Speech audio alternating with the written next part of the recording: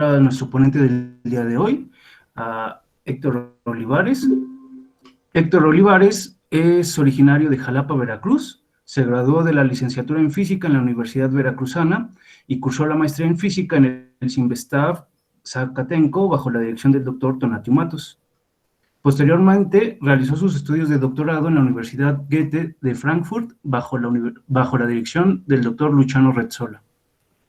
Es miembro de la colaboración del telescopio Horizonte de Eventos y sus principales intereses son la relatividad general, la hidrodinámica y la magnetohidrodinámica, así como las simulaciones numéricas en estos campos. Es uno de los desarrolladores principales del código de magnetohidrodinámica en relatividad general BAC, que quiere decir Black Hole Accretion Code, y actualmente se encuentra adscrito a la Universidad Radboud en Nijmegen, en Holanda, con una beca NOVA. Y sin más preámbulo, adelante, Héctor, con tu coloquio y cuando tú me vas diciendo, ¿no? Claro que sí. Muchas gracias, Emilio. Bueno, gracias a todos por darme la oportunidad de hablar aquí en este seminario. En especial gracias a Emilio Tejeda por invitarme. Bueno, como pueden ver, el título de esta charla es Simulando agujeros negros y objetos compactos en su ambiente natural. Pueden ver que dentro de, bueno, que en la imagen hay algunos elefantes, también una jirafa. Y la razón por la que les decidí dar ese nombre y por la que aparecen esos animales de la sabana ahí, es porque me parece que de la misma manera que esos animales no pueden ser entendidos sin ponerlos, bueno, no completamente, al menos sin ponerlos en su entorno, sin estudiar también las interacciones que tienen con los otros animales y con el ambiente mismo de la sabana.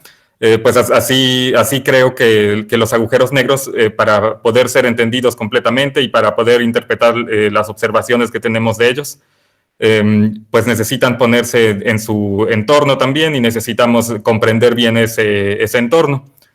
Eso es porque generalmente nos dicen que los agujeros negros son objetos simples que están caracterizados por el spin, por su masa nada más, y bueno, lo que podemos ver de ellos es la sombra, que en principio está determinado solo por esos dos parámetros, pero pues a lo largo de la presentación les voy a intentar convencer de que en realidad hay muchas más cosas que podemos estudiar de los agujeros negros y de su entorno, que también los podemos simular en la computadora y pues intentar ver cuáles son los retos para hacer eso y lo que ganamos, porque es interesante. Finalmente, esto no se limita solo a los agujeros negros. Entonces, como pueden ver, también está incluido en el título objetos compactos, porque hay muchos entornos astrofísicos interesantes que tienen gravedad muy intensa y que caen dentro de esa categoría donde la relatividad general juega un rol muy importante. ¿Podemos pasar a la siguiente diapositiva, por favor?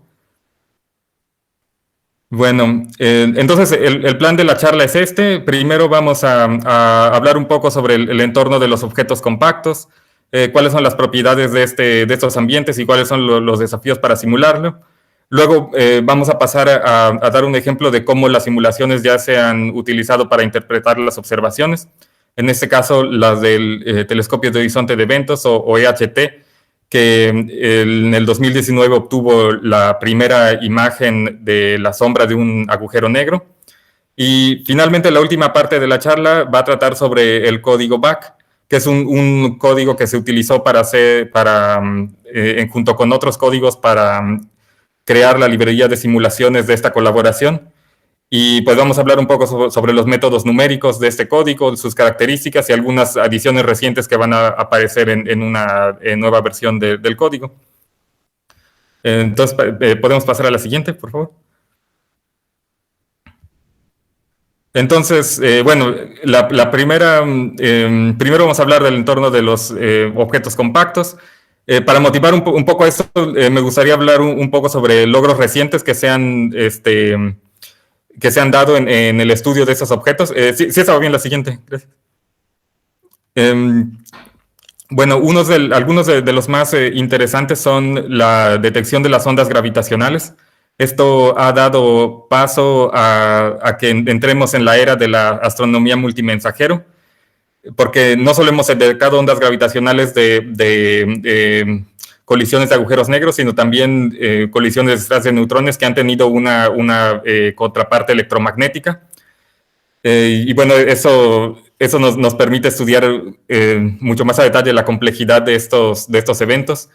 Este hecho es tan interesante que el descubrimiento de las ondas gravitacionales condujo al Premio Nobel de Física del 2017, que es algo muy interesante porque normalmente un descubrimiento bueno, el otorgamiento de un premio Nobel está muy retrasado respecto a la fecha del descubrimiento. Y aquí la primera observación de las ondas gravitacionales se hizo en el 2015 y luego ya en el 2017 se estaba dando el premio Nobel por ese descubrimiento. Entonces realmente estamos en una era en que hay mucho interés en esto. Otro logro muy importante es el de los avances que ha habido en el estudio de la ecuación de estado de la materia nuclear. Esto ha sido a través del estudio de las estrellas de neutrones.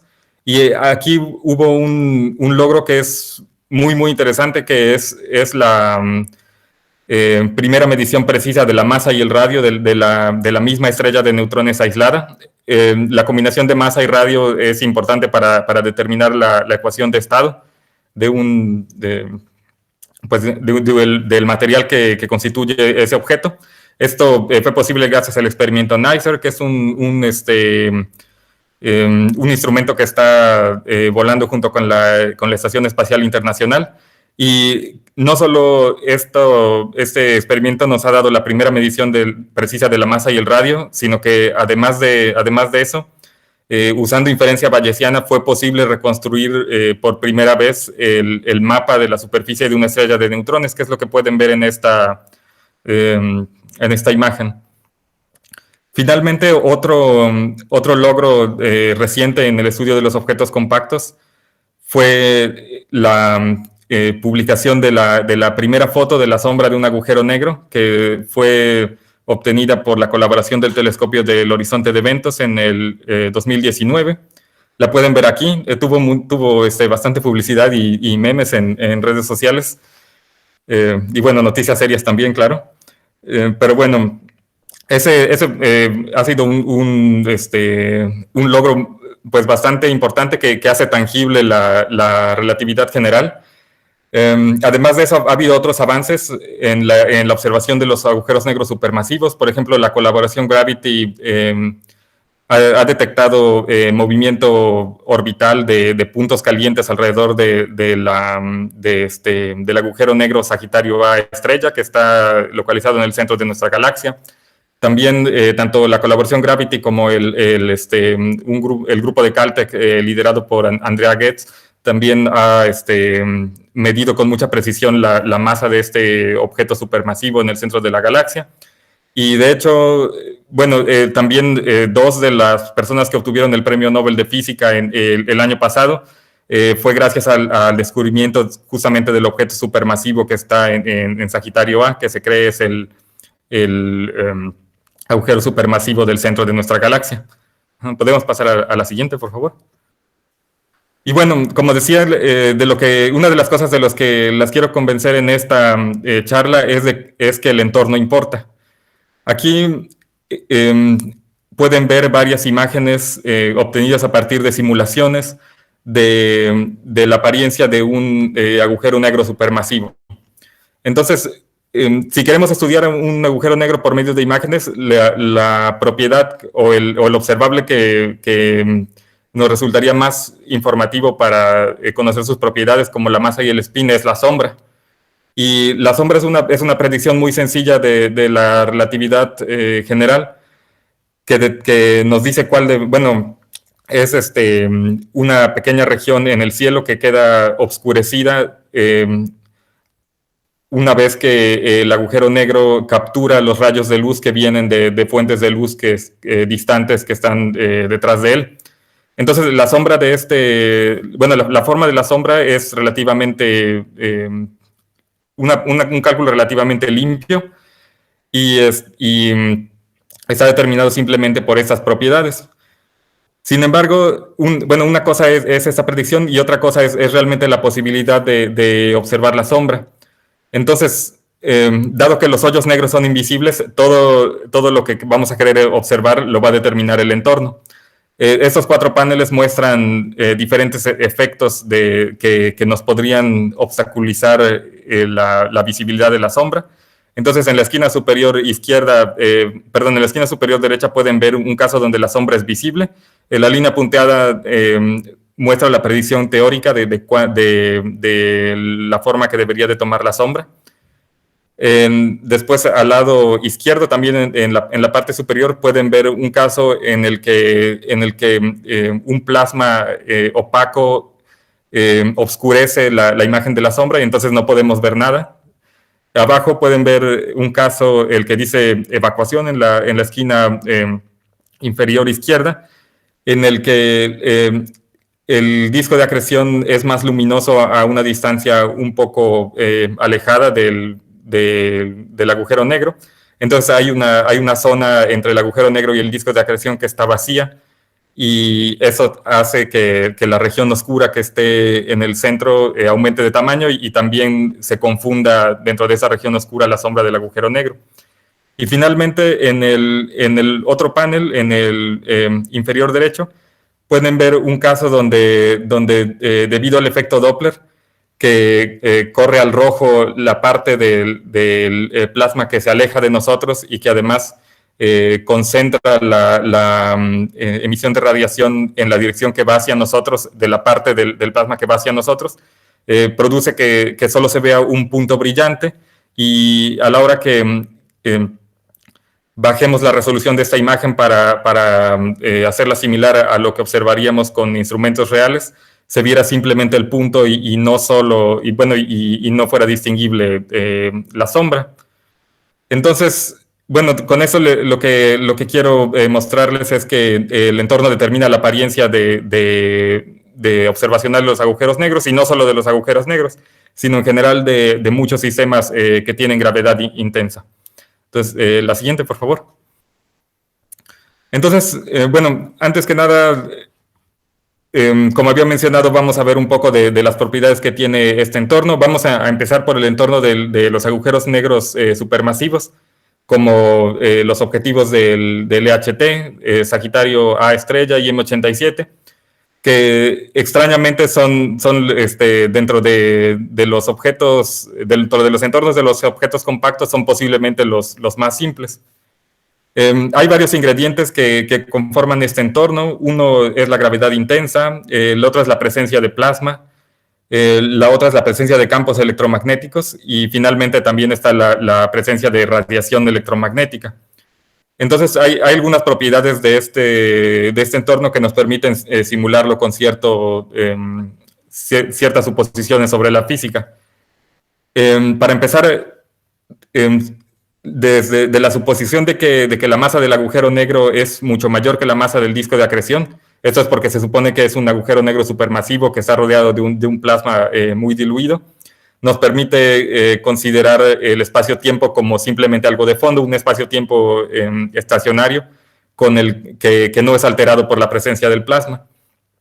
Por otra parte, también como mencionaba, esos plasmas son tenues o son rarificados, es decir, son muy poco densos, con densidades de más o menos 100 partículas por centímetro cúbico, y esto nos permite también simplificar las cosas y utilizar la termodinámica del gas ideal para describirlos.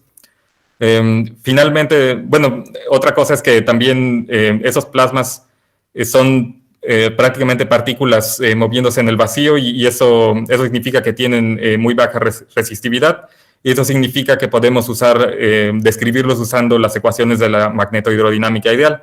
La palabra ideal ahí está para indicar que se refiere a plasmas que son conductores perfectos.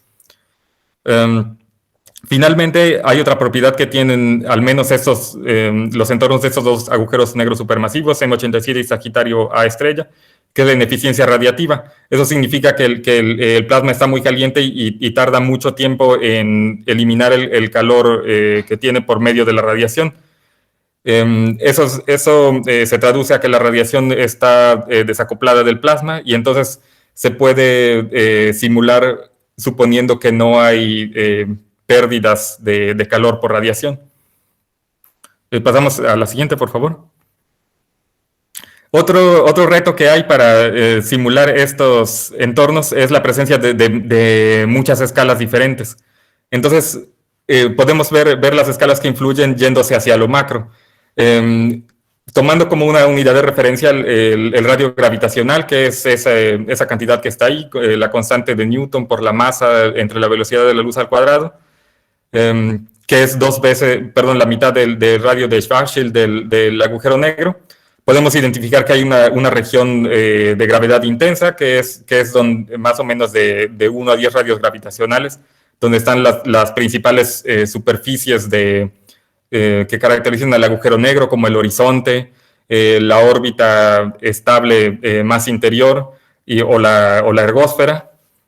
Pero si queremos entender cuáles son la configuración que toma el disco de acreción, deberíamos de ver escalas mucho más grandes, donde se origina el flujo de acreción. Esas son, en el caso de Sagitario A, ese flujo de acreción se cree que se origina mayormente en el cúmulo de estrellas de Wolf-Rayet, que está alejado más o menos dentro de un cubo de un parsec de lado, que es aproximadamente 10 a la 5 radios gravitacionales. Si no nos ponemos tan exigentes y nos concentramos solo en la región que contiene las estrellas S, que son estrellas gigantes que orbitan el agujero negro de forma más cercana, esas están más o menos a una distancia contenidos en un radio de 10 a la 4 radios gravitacionales. O sea, pues 1000 veces más grande que la zona de gravedad intensa. Si consideramos otros sistemas astrofísicos, como por ejemplo las binarias de rayos X, que son agujeros negros orbitados por una estrella compañera, la separación mínima entre la estrella y el agujero negro suele ser como de 10 a la 4 radios gravitacionales también. Y aún más, el agujero negro no solo se alimenta de la materia que lo rodea a estas distancias, sino que cerca del agujero negro también se producen chorros en muchas situaciones de materia que es acelerada a grandes velocidades y que se extiende por grandes distancias. Por ejemplo, pueden ver en la imagen en la imagen inferior una foto del chorro que sale del agujero negro en el centro de la galaxia M87. Y este chorro que aparece en esta imagen es más o menos 100.000 radios gravitacionales, o sea, pues 10.000 veces la zona de gravedad intensa. Podemos pasar a la siguiente diapositiva, por favor. Y bueno, no solo las escalas son muchas que hay que tomar en cuenta yéndose hacia lo macro, sino también yéndose hacia lo micro. Entonces, otra vez, tomando como referencia el radio gravitacional, hay una característica de los flujos de acreción alrededor de los agujeros negros es que son turbulentos. Eso es porque creemos que la turbulencia es el principal mecanismo que causa el transporte de momento angular y que permite que la materia vaya cayendo a órbitas cada vez más y más cercanas al agujero negro central. En el caso, la principal inestabilidad magnetohidrodinámica que produce la turbulencia es conocida como inestabilidad magnetorrotacional.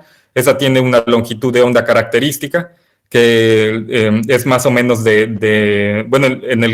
depende de los parámetros del plasma, pero como la simulamos usualmente para estos sistemas, esta longitud de máximo crecimiento es más o menos de un radio gravitacional. Entonces uno necesita al menos resolver bien esa longitud en simulaciones. Pero no es la única, esta inestabilidad magnetorrotacional no es la única fuente de turbulencia. Hay también otras inestabilidades, por ejemplo, la inestabilidad de Kelvin-Helmholtz entre los chorros que salen expulsados a velocidades relativistas y el ambiente. Y pues en general es necesario irse a muy altas resoluciones para poder resolverlas de forma razonable. Entonces, otra escala que es importante considerar, pero que jamás se resuelve en simulaciones, es la microescala de Taylor. Esa es la escala a la que la disipación sucede. Por ejemplo, aquí pueden ver una imagen de una ola. Esta ola es una estructura que viene de la inestabilidad de Kelvin-Helmholtz. Y como pueden ver, dentro de las olas hay una estructura grande que es la ola y hay unas estructuras más pequeñas que son como olitas en miniatura. En general, esa es una característica de la turbulencia que forma estructuras cada vez más y más pequeñas hasta que se llega a esta escala disipativa, que es donde suceden fenómenos de disipación, como que finalmente la energía cinética se convierte en calor, o en este caso de la ola, donde sucede finalmente la mezcla entre las moléculas del aire y las moléculas del agua y se forman, bueno, se forma el vapor y se mezclan el aire y el agua. Hay otra longitud disipativa que es importante considerar, que es la longitud resistiva. Esto es algo un poco análogo, pero es algo que sucede en el caso de los campos magnéticos. Cuando dos campos, bueno, en el caso de conductores perfectos, cuando líneas de flujo magnético en una dirección encuentran líneas de flujo magnético que vienen en la otra dirección, los campos magnéticos no pueden cambiar su topología para reacomodarse y poder convertir parte de la energía que tienen en calor. Entonces, eso debe de suceder a escalas muy pequeñas, que son justamente esta escala resistiva, y que también es tan pequeña que en general no es posible resolverla dentro de esas simulaciones. Y finalmente hay algo aún más pequeño que es relevante para las propiedades observacionales de esos sistemas, que es la función de distribución de electrones. Lo que vemos, bueno, la mayoría de la emisión que vemos de los agujeros negros no viene en sí del plasma o de los iones, que son la parte dinámicamente importante del plasma, sino que viene de los electrones. Los electrones son los que emiten la radiación de sincrotrón que se ve, por ejemplo, a las frecuencias de radio en las que observa el LHT. Sin embargo, los electrones tienen una termodinámica diferente a la de los iones, se calientan y se enfrían por procesos diferentes, y entonces es necesario también modelar adecuadamente su función de distribución para poder conocer cuál es la emisión. Pero bueno, esto es un poco de qué... aquí hablé un poco de cuál es el tipo de entorno que intentamos simular, y antes de pasar a las técnicas que usamos para simularlo, quisiera pasar directamente a cómo estas simulaciones han ya sido aplicadas para estudiar uno de estos observaciones recientes que les mencioné en las primeras diapositivas. Entonces, ¿podemos pasar a la siguiente, por favor? Y todavía a la siguiente, otra vez. Entonces, bueno, vamos a ver un poco cómo esas simulaciones se han usado para interpretar las observaciones de M87 que dio el LHT. Entonces, lo que queremos al final es entender cuáles son, bueno, cómo todos los procesos que están involucrados acaban dando lugar a un cierto tipo de observación, y bueno, cuáles son los parámetros cuáles son los parámetros que influyen en la apariencia final del objeto que se quiere observar. Entonces, lo que queremos es crear una predicción y de ahí agregarle todos los ingredientes necesarios para que Perdón, quería decir, lo que queremos es, partiendo de un modelo, agregarle todos los ingredientes necesarios hasta poder crear una predicción que podamos comparar con las observaciones. Entonces, los ingredientes que se necesitan están aquí están aquí esquematizados. Primero, si queremos estudiar las propiedades del espacio-tiempo, empezamos con una métrica. Esta va a depender de la teoría de la gravedad que se utilice y de la naturaleza del objeto. Una vez que tenemos la métrica, eso va a determinar el espacio-tiempo, que va a ser el escenario en el que se va a simular el plasma.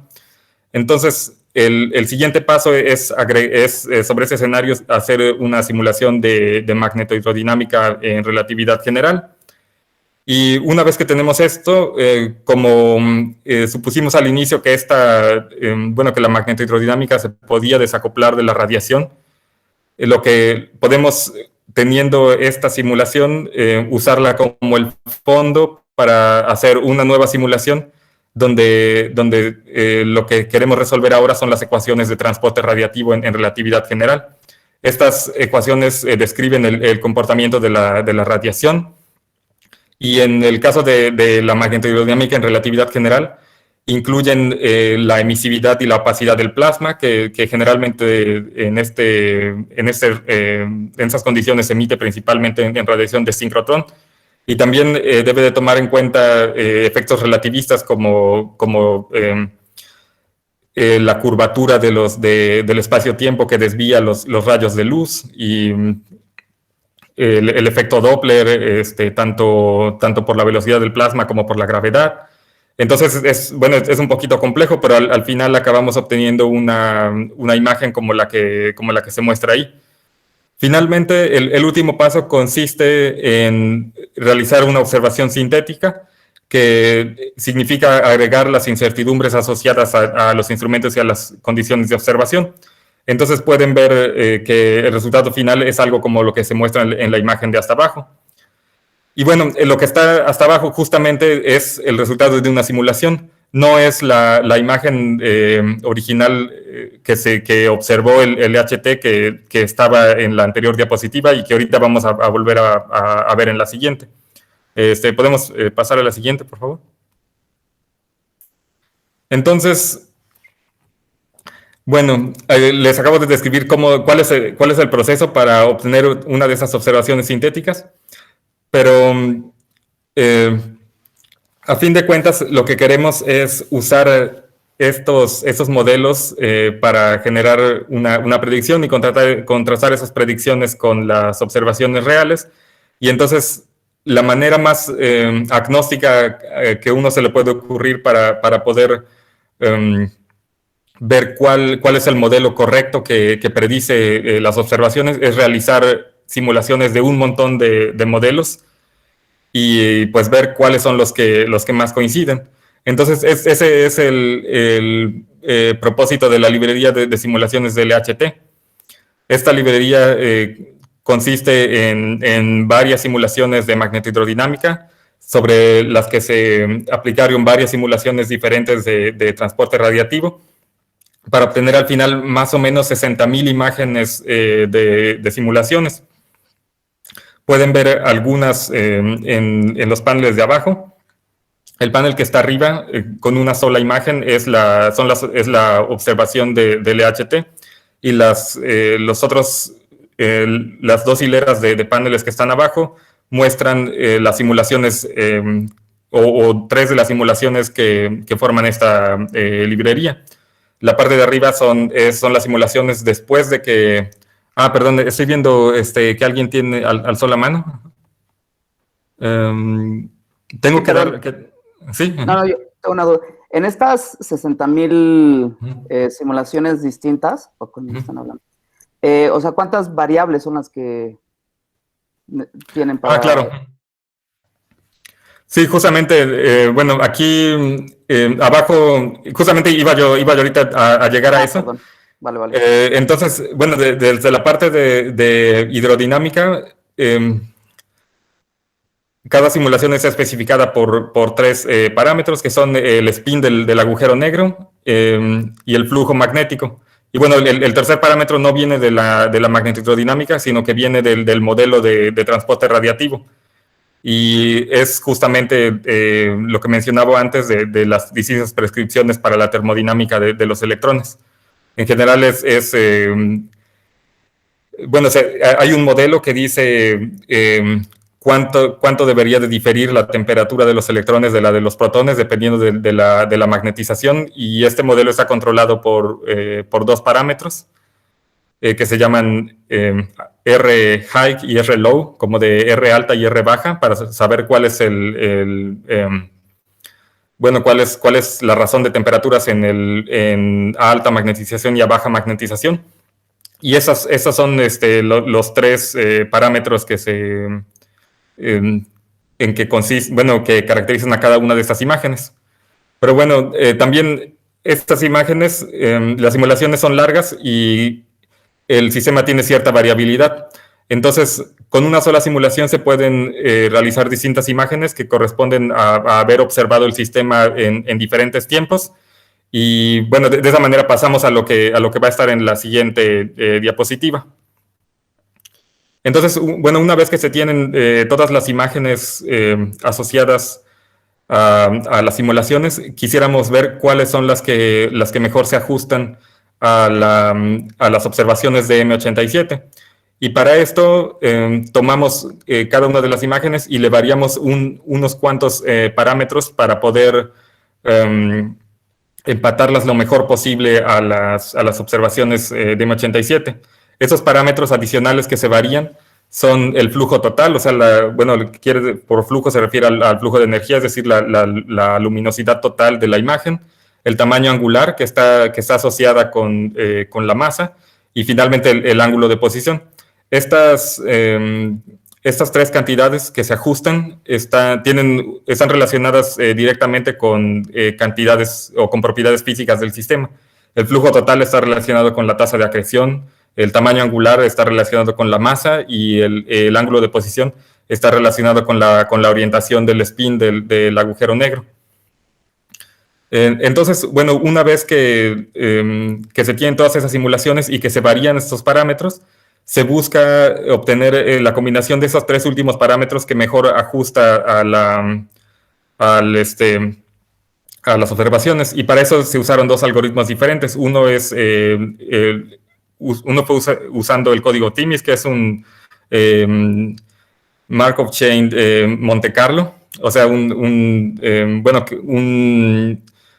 algoritmo que hace estimación de parámetros basado en un método de Monte Carlo de cadenas de Markov, y el otro es el código GINA, que usa un algoritmo genético, es decir, que tiene una combinación de parámetros, ve qué tanto coinciden, varía alguno, ve qué tanto coinciden, deja de lado los que no coinciden y usa los que más coinciden para hacer otra generación y así en adelante.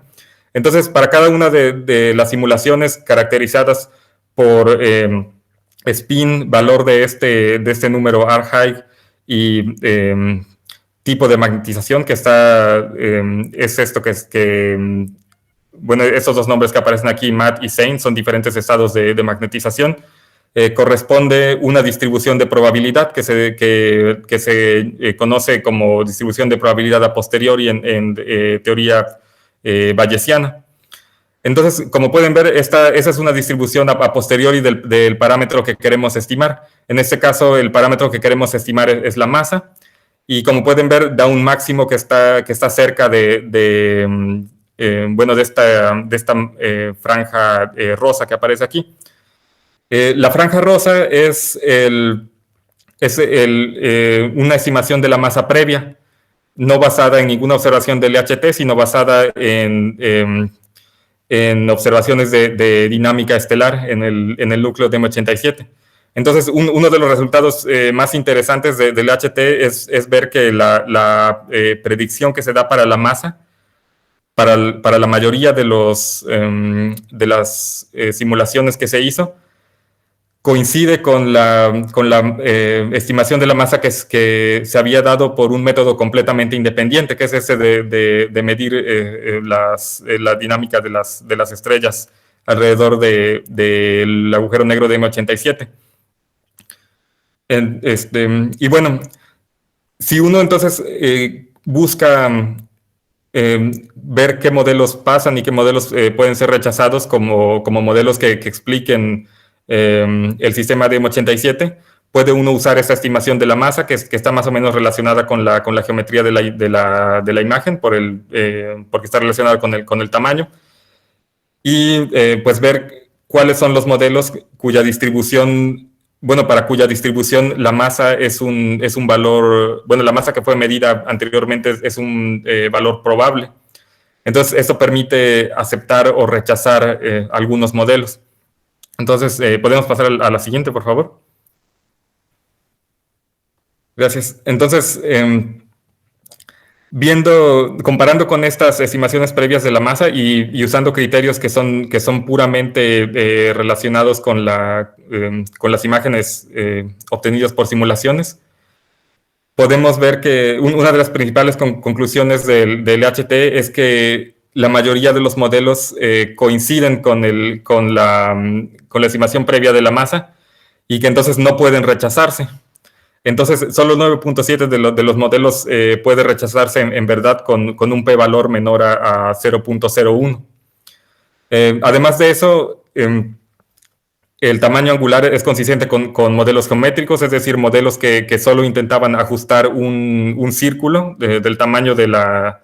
Bueno, hacían algunas cosas un poco más complejas, pero a grandes rasgos solo buscaban hacer coincidir un círculo o un anillo de cierto tamaño. Y bueno, el hecho de que sea consistente con un modelo tan simple y que, bueno, es una confirmación aún más robusta de los resultados y también es acorde con la masa estimada de 6.5 por 10 a la 9 masas solares. Y bueno, el hecho de que puedan rechazarse tan pocos modelos y que además sea tan consistente con los modelos geométricos simples, es algo muy interesante porque sugiere que las características observadas están determinadas en muy poco grado por el modelo de plasma y que están determinadas en mucho mayor grado por las propiedades físicas del espacio-tiempo. Y bueno, ya que estas construcciones basadas solo en modelos geométricos y en estimaciones previas de la masa no puede ser... bueno, no sirven para descartar muchos modelos. Es necesario tomar en cuenta otras constricciones si realmente queremos ver cuáles de los modelos coinciden con lo que se observaron. Estas son constricciones como la luminosidad del chorro o como la emisión de rayos X. Una vez que se toman en cuenta todas esas constricciones, ya se pueden rechazar más o menos el 65% de los modelos. Vi que había una pregunta de Emilio. Ah, sí. Perdón, Héctor, en la anterior, había distintos spins. Entonces, con estos dos métodos no se alcanza a discriminar. ¿Es lo que estás mencionando? ¿No se alcanza a discriminar el spin del agujero negro? Sí, bueno, no lo mencioné directamente, pero sí, eso es cierto. Tristemente, con estos métodos no se alcanza a discriminar cuál es el spin. Los modelos favorecen un poco más los spins distintos de cero.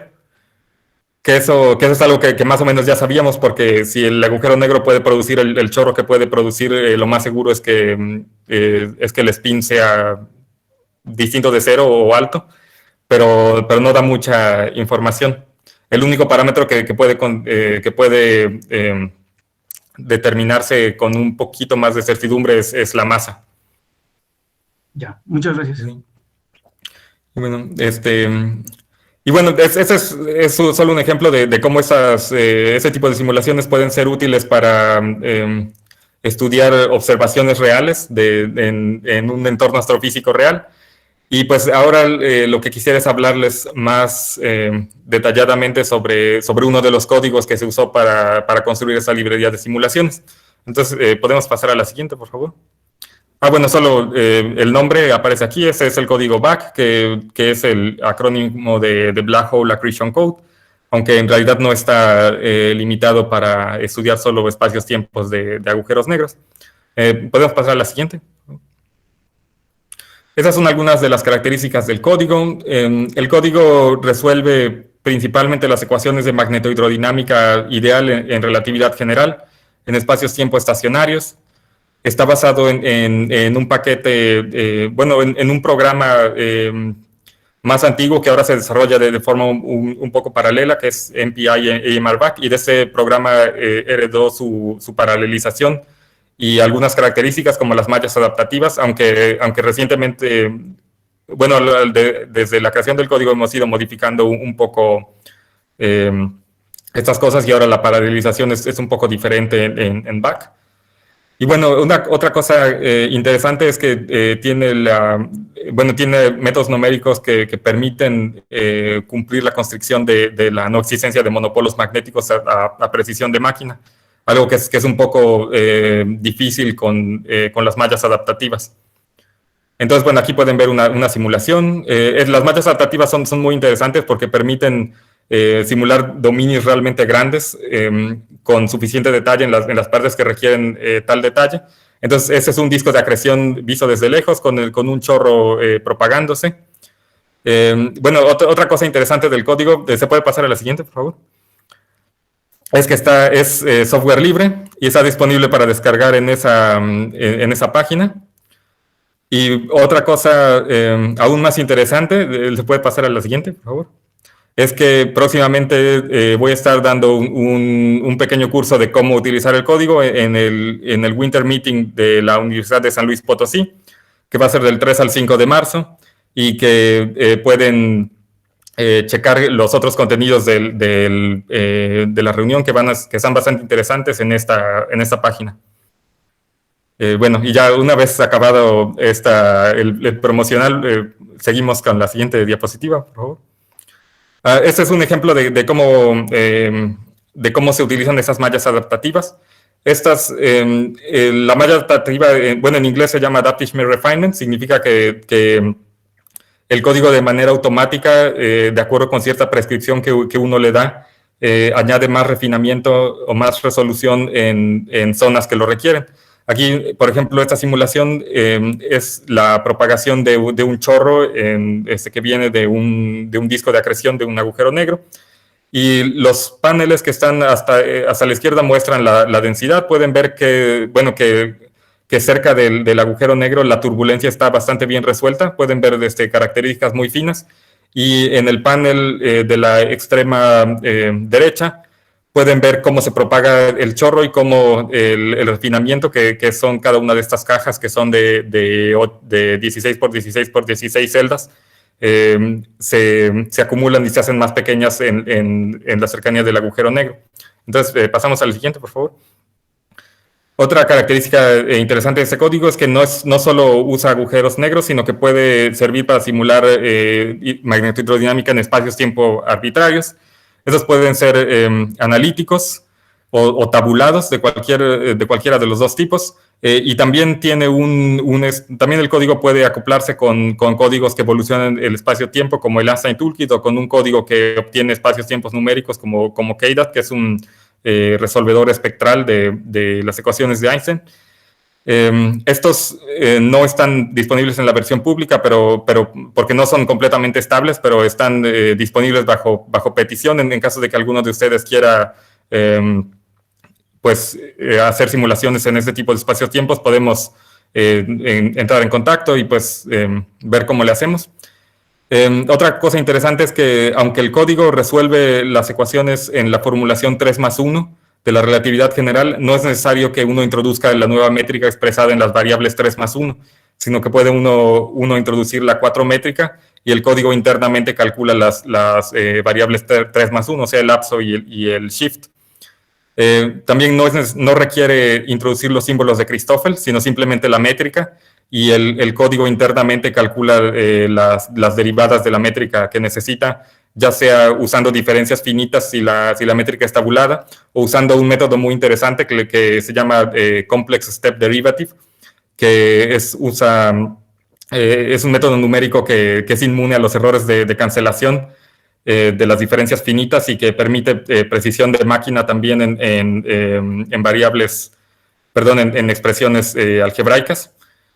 Y bueno, finalmente la única restricción para los espacios-tiempo arbitrarios es que sean estacionarios o que sean casos especiales de evolución.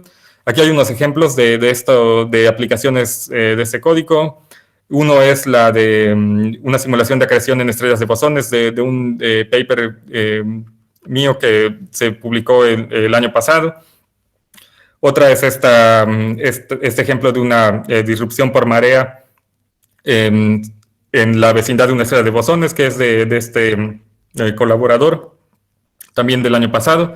Y bueno, todavía estoy trabajando en esto, pero pronto va a haber un tutorial de cómo agregar espacios-tiempos arbitrarios para cuando alguien necesite hacerlo. ¿Podemos pasar a la siguiente, por favor? Entonces, bueno, vamos a ver un poquito de cuáles son las ecuaciones que resuelve este código. Estas son, de momento, lo que está implementado en la versión pública son las ecuaciones de magnetohidrodinámica ideal. Estas son esas ecuaciones diferenciales que aparecen en la izquierda. Hasta arriba está la conservación de la masa. Más abajo, la de en medio es la conservación de la energía y el momento, que en relatividad general son una sola, o bueno, 4 ecuaciones, pero que se escriben de esa forma compacta. Y finalmente, la que está hasta abajo son las ecuaciones homogéneas de Maxwell. La razón por la que no están las ecuaciones inhomogéneas es justamente por la aproximación ideal, la aproximación del conductor perfecto. Entonces, lo que se supone en esa aproximación es que dentro del plasma hay corrientes que es un conductor tan perfecto que en cuanto se genera un campo, en cuanto los cambios en el campo magnético generarían un campo eléctrico, la corriente cambia de forma rapidísima y cancela ese campo eléctrico que hubiera aparecido. Al menos lo cancela en el marco de referencia del plasma. Entonces, el campo eléctrico en el marco de referencia del laboratorio es muy fácil de calcular, suponiendo que el campo eléctrico en el marco del plasma es 0, y eso cierra el sistema. Entonces, el sistema en total está dado por las ecuaciones diferenciales que aparecen a la izquierda y las relaciones de cerradura que aparecen a la derecha, que son las expresiones del tensor de energía-momento del fluido, del campo electromagnético, y finalmente, la aproximación de magnetohidrodinámica ideal y la ecuación de estado. Pasamos a la siguiente, por favor. Entonces, los siguientes son los métodos numéricos que se utilizan para resolver esas ecuaciones. Esos métodos son principalmente los que se llaman de volumen finito. Y el método que se usa para evolucionar el campo magnético es el que se llama constraint transport. Estos métodos son muy interesantes, pero lo único que diré aquí de momento es que esos métodos funcionan partiendo de una ecuación que puede expresarse como una ecuación de conservación, una ecuación diferencial. Hasta arriba pueden ver nuevamente la conservación de la masa escrita de otra forma, luego la conservación de la energía-momento y finalmente las ecuaciones de Maxwell. Y como pueden ver, en todas estas ecuaciones aparece una derivada exterior en el lado izquierdo. Entonces, ya sea un gradiente o ya sea una divergencia o un rotacional, se puede aplicar el teorema de Stokes sobre estas ecuaciones, y entonces las ecuaciones que antes eran diferenciales se convierten en ecuaciones algebraicas para las variables integradas. El precio que se debe de pagar por esto es que no todas las cantidades que aparecen en esas relaciones algebraicas están localizadas en el mismo punto, tal como aparece en la manera tradicional de hacer diferencias finitas, por ejemplo. Entonces hay variables que están localizadas en los centros, que son las variables conservadas, y hay otras variables que están localizadas en las caras de las celdas, que son los flujos. Sin embargo, a la hora que uno actualiza el estado del dominio de un tiempo A a un tiempo B, los flujos son compartidos por las diferentes celdas. Entonces, eso permite que todo lo que está en una celda y la deja entre a otra y que así la conservación de la masa se cumpla a precisión de máquina y generar la conservación de todas las variables que deben de ser conservadas. Lo mismo sucede para el caso del campo magnético, excepto que para las otras ecuaciones de conservación tenemos derivadas exteriores que son divergencias, y para el caso del campo magnético son rotacionales, y la conservación no se da sobre cantidades, sobre densidades sobre el volumen, sino sobre flujos sobre superficies. Por ejemplo, la conservación del flujo magnético sobre una superficie cerrada es lo que garantiza el cumplimiento de la ley de Gauss para el campo magnético a precisión de máquina. Y bueno, eso es lo que se le llama el método de constraint transport, que está escrito arriba. Y bueno, otra propiedad de estos métodos es que, debido a que tratan solo con variables integradas y no con, por ejemplo, no con variables que se indefinan al tener discontinuidades, son muy buenos para capturar choques que siempre aparecen en simulaciones de hidrodinámica, y por eso pertenecen al grupo de métodos que se conocen como High Resolution Shock Capturing Schemes. Y bueno, pasamos a la siguiente, por favor. Bueno, Emilio, ¿cuánto tiempo tengo para continuar? A lo mejor unos 5 minutos, ¿cómo? Ajá, 5 minutos, perfecto. ¿Preguntas? Sí. Okay. Bueno, entonces, esos son los métodos que funcionan actualmente en el código, y ahora me gustaría platicarles un poquito de las cosas que va a venir en la nueva versión. Esta versión debería de estar disponible a principios del 2021. Ya acabamos el primer mes, pero si no estuvo en va a estar, esperemos que antes del curso de San Luis Potosí. Y bueno, algunas de las innovaciones que tiene es que optimizamos la paralelización que tenía. Antes era puramente basada en MPI, ahora está basada en OpenMP y también en MPI. Esto a lo mejor no dice mucho, pero lo que significa es que ahora es posible correr las simulaciones en un número mucho más grande de procesadores. Antes estábamos limitados más o menos a 10,000 procesadores, y ahora hemos podido correr simulaciones en más de 30,000 CPUs, que es algo pues bastante útil para hacer simulaciones de súper alta resolución. Y otras dos innovaciones que tiene son la posibilidad de simular con magnetohidrodinámica resistiva y también con hidrodinámica radiativa. Vamos a explicar qué es eso después. Entonces pasamos a la siguiente diapositiva, por favor. Y a la siguiente todavía. Entonces, primero perdón, si era la anterior. Entonces, bueno, lo primero es la magnetohidrodinámica resistiva. Bueno, como dije antes, los plasmas astrofísicos son conductores casi perfectos, pero hay propiedades muy importantes que vienen de efectos no ideales, como por ejemplo la aceleración de partículas causada por la reconexión magnética. Eso es importante para explicar los espectros de estos sistemas. Por ejemplo, en la parte superior y derecha pueden ver el espectro de M87, marcado por los puntos con incertidumbres que aparecen ahí, y la curva azul representa el espectro calculado puramente con partículas térmicas, pero hay partículas que son aceleradas y que entonces se salen de la distribución térmica, lo que sería como la distribución maxwelliana, pero excepto que en relativas generales la de Jüttner-Maxwell, y que tienen una aceleración extra. Esas son las partículas no térmicas que solo pueden, bueno, esa es la parte de la misión que solo puede explicarse usando partículas no térmicas, que son lo que pueden ver en las curvas roja y negra. Entonces, esas partículas no térmicas muy posibles se originan en zonas de reconexión magnética. Esas zonas son zonas donde pasa justo lo que les explicaba antes, de que el campo magnético necesita cambiar de topología. Y aquí no solo, en esos lugares no solo se aceleran las partículas, sino que también sucede dinámica muy interesante donde las escalas pequeñas y grandes se acoplan.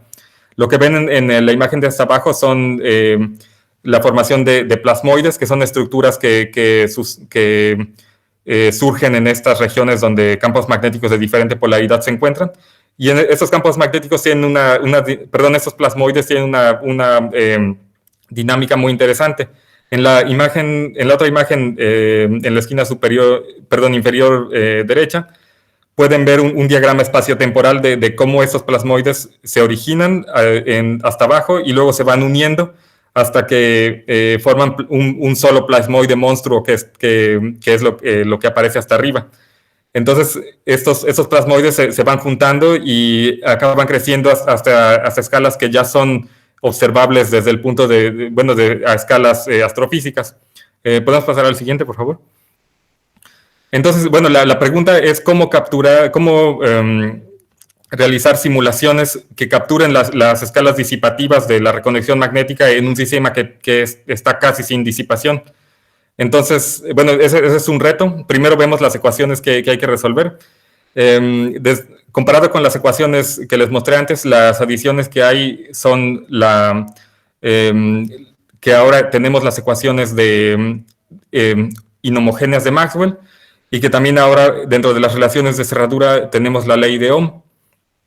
Entonces, la diferencia respecto al sistema anterior es que antes se suponía que instantáneamente había corrientes que cancelaban cualquier campo eléctrico que apareciera, y ahora ese campo eléctrico que aparece va a dar lugar a una corriente con una ley de Ohm, y eventualmente tal vez será cancelado, pero en una escala de tiempo pequeña, pero no cero.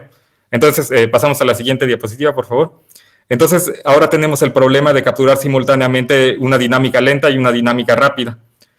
Una opción podría ser disminuir mucho el paso de tiempo de un estado al siguiente de la simulación, pero otra opción es usar un método numérico implícito. Entonces, ahora queremos capturar disipación en múltiples escalas espaciales. Para eso ya tenemos las mallas adaptativas, pero para capturar esas escalas de tiempo rápidas y lentas a la vez, necesitamos un método implícito. Estos métodos implícitos, básicamente es la diferencia respecto a los métodos tradicionales o explícitos, es que en los métodos explícitos el nuevo estado del sistema depende únicamente del estado anterior, y en los implícitos, para obtener el nuevo estado, necesitas también cíclicamente el mismo nuevo estado, que es lo que pueden ver en los pasos de la integración temporal. Si ven la última línea, la variable yn más 1 aparece tanto del lado izquierdo como del lado derecho de la fórmula para la actualización.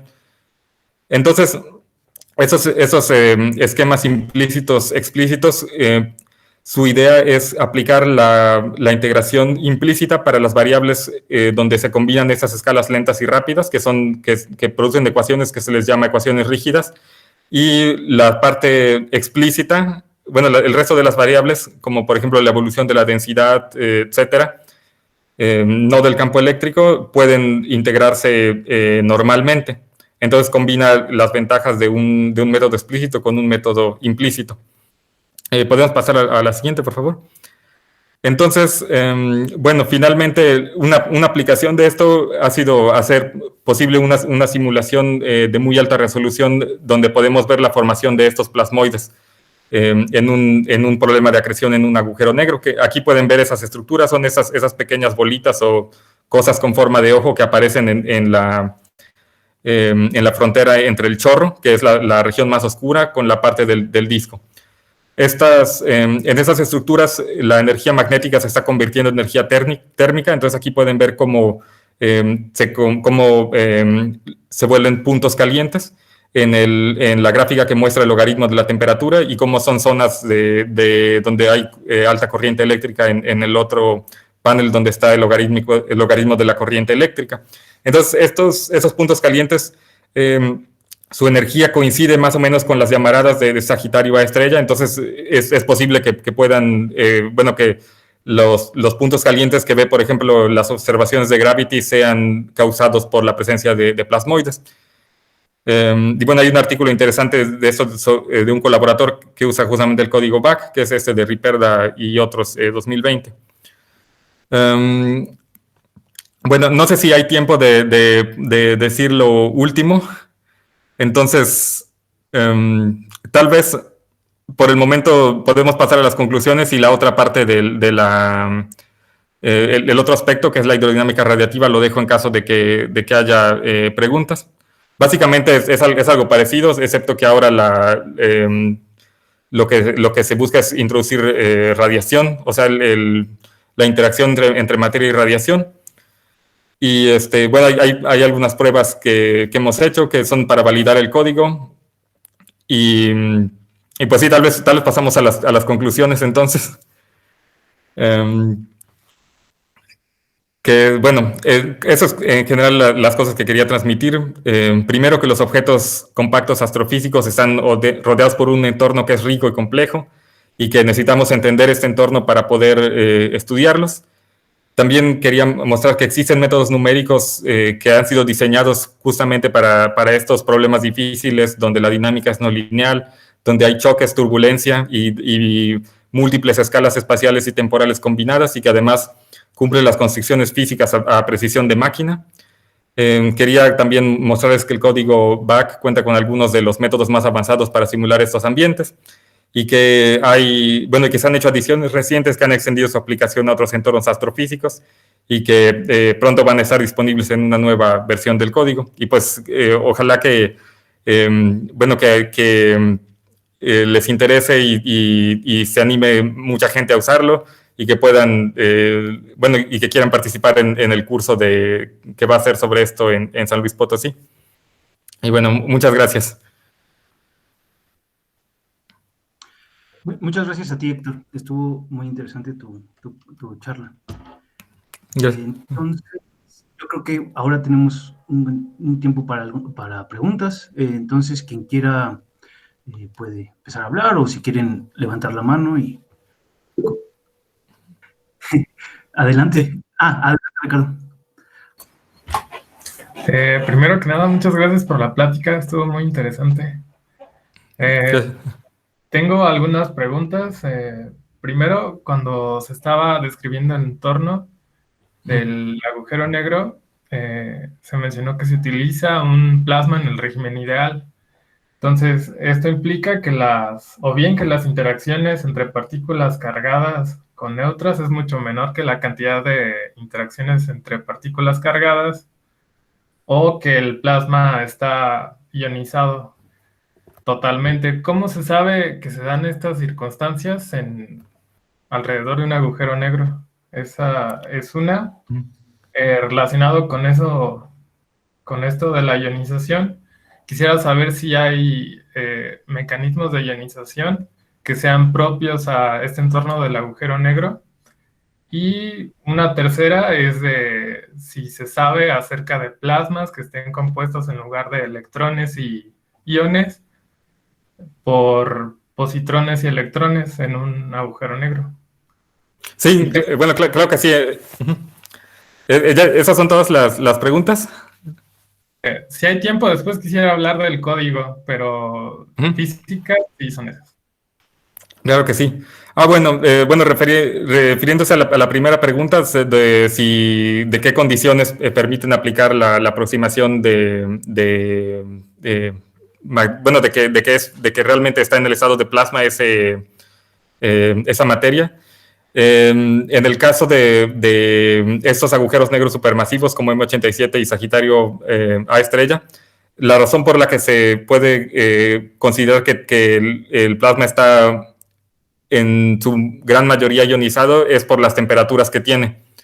Por las preguntas que me hiciste, me imagino que sabes pues ya bastantes cosas sobre plasmas. Y pues está la ecuación de Saja que dice qué fracción del plasma debería de estar ionizado dependiendo de la temperatura. Las temperaturas que se alcanzan aquí son altísimas, o sea, son tan altas que en muchos lugares la temperatura la energía térmica es comparable con la masa en reposo del electrón. Entonces, pues sí, debido a la temperatura, los plasmas están en su mayoría ionizados.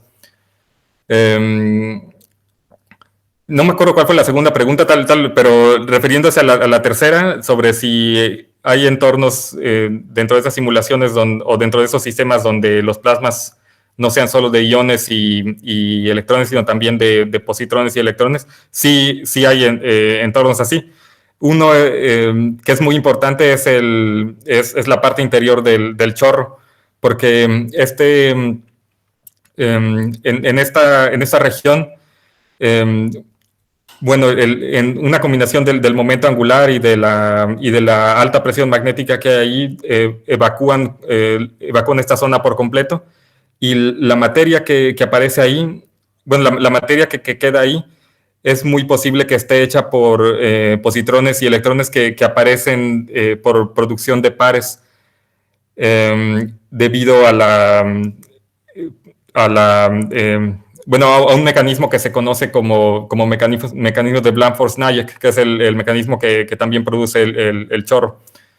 Entonces hay campos eléctricos muy intensos en una zona que está muy vacía, y el campo eléctrico empieza a producir pares de electrones y positrones, y esto se supone que es la materia súper tenue que llena esta zona del interior del jet, que se le llama el embudo. ¿Me puedes recordar cuál era la segunda pregunta?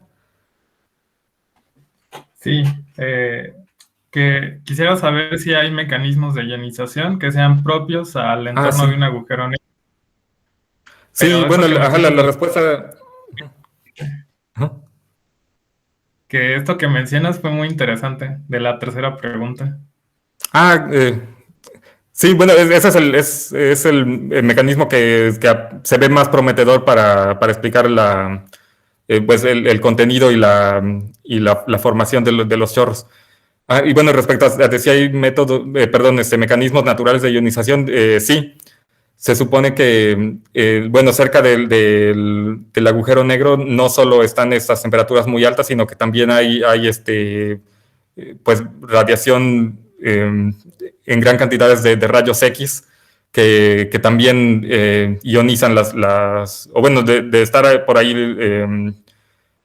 materia que no estuviera ionizada, hay mucha radiación por ahí que podría arrancar los electrones de los núcleos atómicos.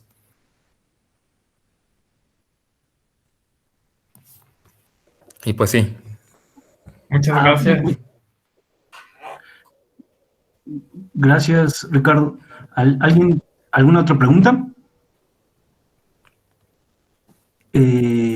Bueno, Ricardo, tú querías hacer otras preguntas sobre el código, ¿no?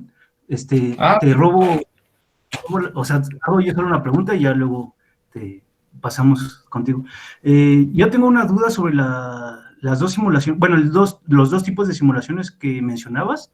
Mencionabas de MAD y SANE. Y lo que entiendo es la principal diferencia entre ellas es el grado de magnetización, como también mencionaste. Pero lo que entiendo de ambas es que parten de condiciones iniciales muy similares, que es pensar en un toro de gas, bueno, en un toro que está inicialmente en equilibrio y se deja evolucionar hasta que el campo magnético se amplifique.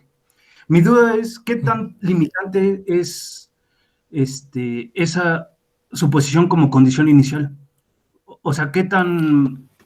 Sí, ¿qué nos puedes decir sobre las condiciones iniciales con las que se obtienen estos dos estados?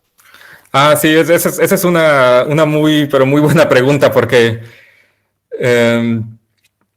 sí, la verdad no hablé mucho de eso para no meterme en complicaciones, pero la realidad es que es posible que mucho de lo que, bueno, de las condiciones iniciales que se usaron para ese tipo de simulaciones realmente no reproduzcan exactamente la física, lo que dicta la naturaleza.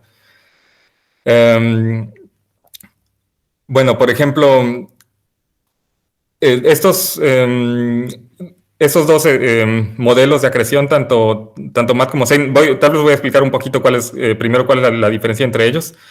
En ambos modelos se supone que la acreción está guiada principalmente por la inestabilidad magnetorrotacional. Entonces esto genera turbulencia, y la diferencia entre los dos es que en el modelo MAD, que bueno, las siglas significan Magnetically Arrested Disk, se acumula mucho flujo magnético cerca del agujero negro, y esto impide que más... bueno, el campo magnético produce cierta presión que debe de competir con la gravedad y con la presión del fluido, y esto impide que más fluido entre. Entonces como que se ahoga el agujero negro, y sin embargo para sostener ese campo magnético también debe de seguir habiendo acreción de materia. Entonces una vez que se ahoga, ya no deja pasar materia, y eso ya deja de poder sostener el campo magnético, y se tiene que hacer otro ciclo donde el campo magnético se debilita y vuelve a dejar entrar materia, y así sucesivamente. Bueno, entonces estos sistemas MAD al final de cuentas están guiados más por otro tipo de inestabilidad que es parecida a la de Rayleigh-Taylor, en lugar de la inestabilidad magnetorrotacional.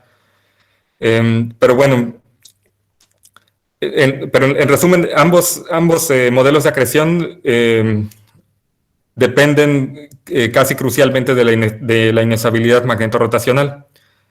Ahora, resulta que simulaciones más o menos recientes que se hicieron justamente el año pasado, lo que muestran es que si uno toma en cuenta o si uno simula el flujo de acreción desde que sale de las estrellas de Wolf-Rayet hasta que se va acercando a Sagitario A, el campo magnético se incrementa simplemente por ser transportado por el plasma, no por dínamo ni por otros mecanismos, a radios mucho mayores a los de las simulaciones que hacemos. Entonces, eso significa que a radios mucho mayores ya está suprimida la inestabilidad magnetorrotacional. Entonces, muy posiblemente el mecanismo que hace que la materia llegue hasta el hoyo negro es otro, porque si la inestabilidad magnetorrotacional está suprimida, no puede transportar momento angular. Y bueno, otra cosa que se observa en estas simulaciones es que la estructura del flujo que se forma en la vecindad del agujero negro tampoco es tan simétrica como las condiciones iniciales que usamos en simulaciones, que son un toro así como perfectamente turbulento, pero relativamente homogéneo.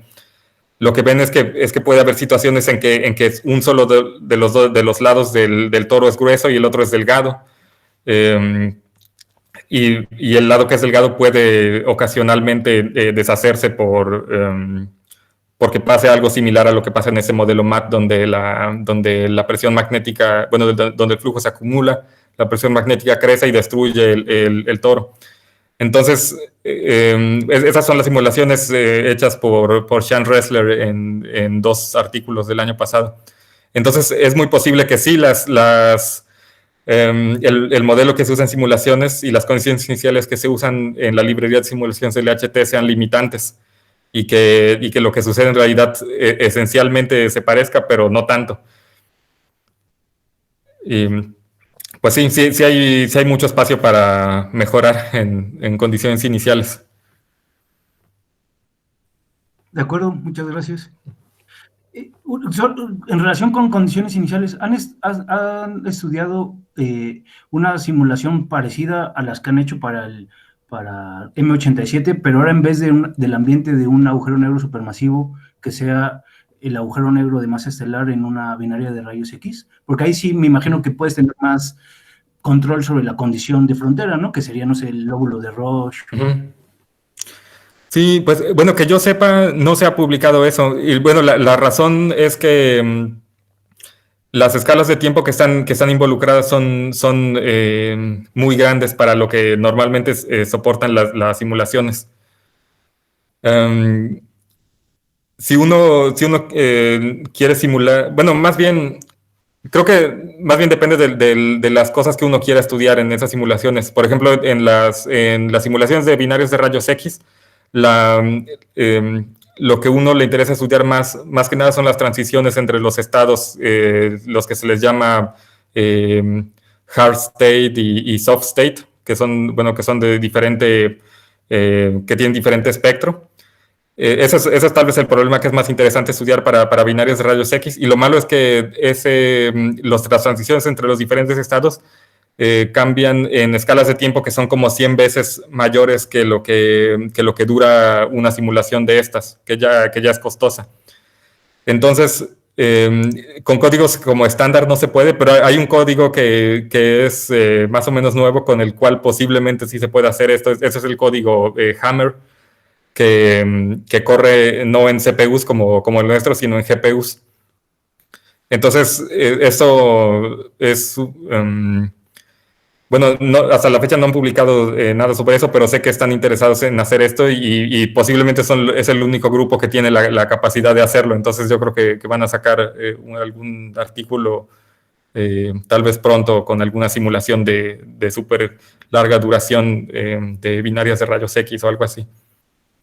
Ah, qué interesante. No sabía ese problema de escalas de tiempo entre agujeros negros supermasivos y binarios de rayos X. Está padre. Ricardo, ¿quieres hacer tu pregunta? Sí, es... ¿en qué está escrito el código y por qué se define el bloque de datos que tenga 16 por 16 por 16 celdas? Ah, ok. Pues el código está escrito en Fortran. En Fortran 90 y no tiene nada más que Fortran 90 y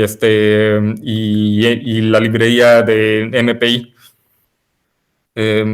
Entonces eso pues a lo mejor suena un poco simplificado o algo así, pero en realidad es bastante bueno porque significa que casi no tiene dependencias. Entonces a cualquier máquina en donde lo quieras correr va a funcionar. Y perdón, ¿cuál era la otra pregunta? Sí, ¿por qué se definió para el LMA utilizar 16 por 16 por 16 celdas en cada bloque de datos? Ah, ok, ya. Bueno, es una decisión particular para esa simulación. En realidad uno puede variar de qué tamaño quiere esos bloques de AMR. Pero en general la decisión para escoger un tamaño de esos bloques depende depende de dos cosas. Uno, entre más bloques uses, más puedes paralelizar la simulación, porque puedes distribuirlo entre más procesadores, porque le das un bloque a cada procesador. Aunque por otra parte, entre más bloques uses, eso involucra más comunicación. Entonces, por ejemplo, si usas 4 celdas fantasma en un bloque que es de 8 por 8 por 8, el número de celdas fantasma que tengas va a exceder por mucho al número al número de celdas físicas que tengas. Va a ser como 27 veces más grande o algo así, tal vez más. Entonces, pues dependiendo del sistema, dependiendo de si estás limitado por comunicación o por velocidad de cálculo, en base a eso eliges de qué tamaño quieres el bloque de AMR.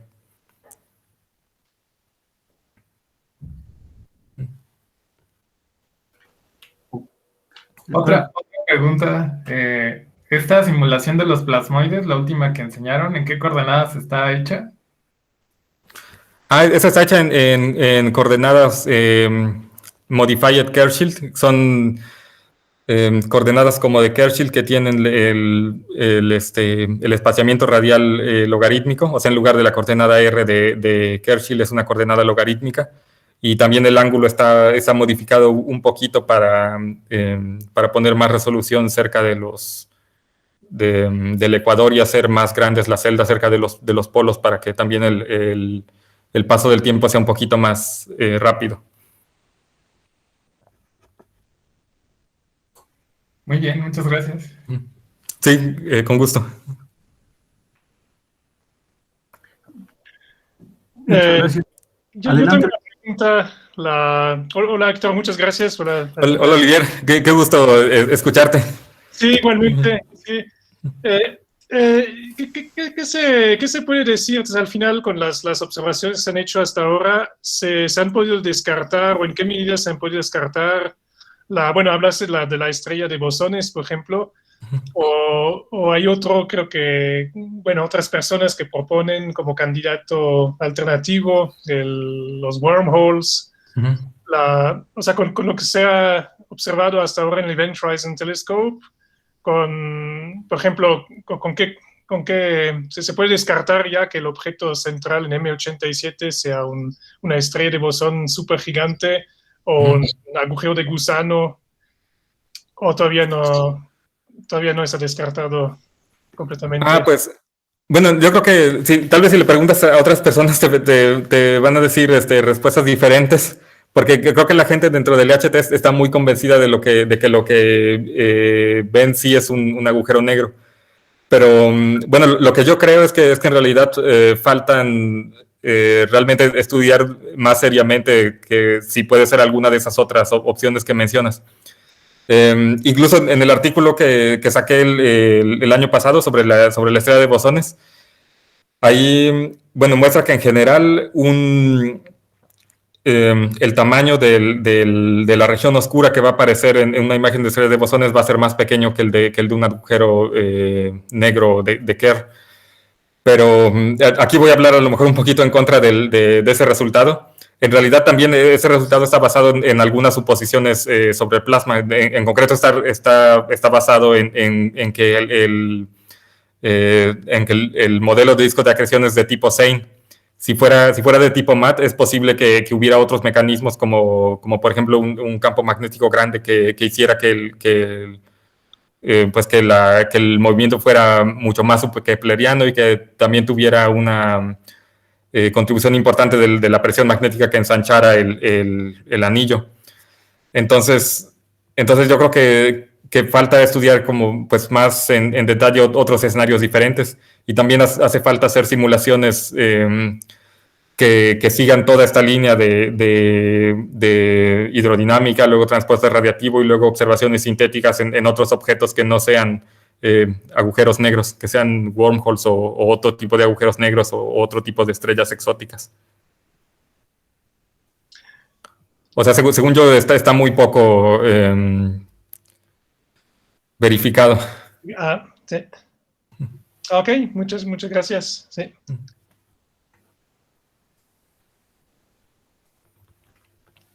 De acuerdo, muchas gracias. ¿Alguien tiene alguna otra duda?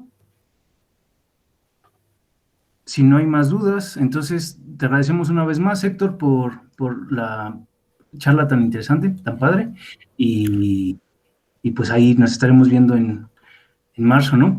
Con el curso. Sí, claro que sí. Pues bueno, muchas gracias a ti, Emilio, otra vez por invitarme, y muchas gracias a todos. Gracias, Héctor. Muchas gracias. Hasta luego. Hasta luego. Hasta luego. Gracias. Chao.